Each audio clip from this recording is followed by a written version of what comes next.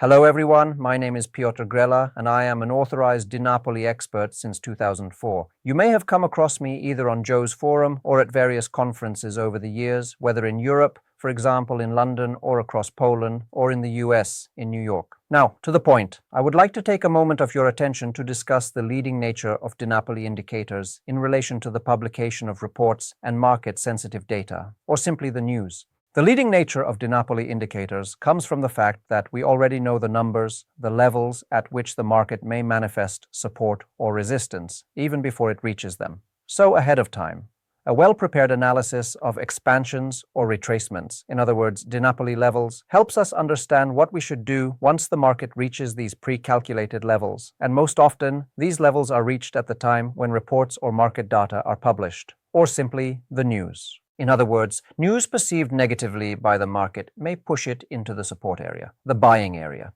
And conversely, news perceived positively by the market may push it into the resistance area, the selling area. Let's look at two examples. Both are the soft commodities markets, corn and soybeans, but similar events take place every day in every market. In August, the U.S. Department of Agriculture released data pointing to a potentially record-high yield, the highest ever recorded. The natural, or rather expected, market reaction should have been a sharp price decline. Yet in this case, we saw only a small drop in prices, followed by a reversal and a price rally. Buy the rumor, sell the fact, not every time, but at pre-calculated levels. As you see market turns at pre-calculated levels, one will also see a manipulation known as wash and rinse on this chart. On a report day, market gets under the support areas coming from 2XOP at around 399, and then a reversal follows. A very powerful signal one does not want to trade against. Another market, another example, same story, soybeans. Market reaches pre-calculated area of support, and once a news comes out, it reverses and rallies. The news: the soybean farmers of our country are being hurt because China is, for negotiating reasons only, not buying, President Trump said in a social media. We've made so much money on tariffs that we are going to take a small portion of that money and help our farmers. I will never let our farmers down. I'll be meeting with President Xi of China in 4 weeks, and soybeans will be a major topic of discussion. That's being said. So, the news,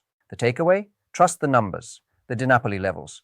If the market reacts to news precisely at these pre-calculated levels, that's your signal to act. Always trade the market itself, not the economy.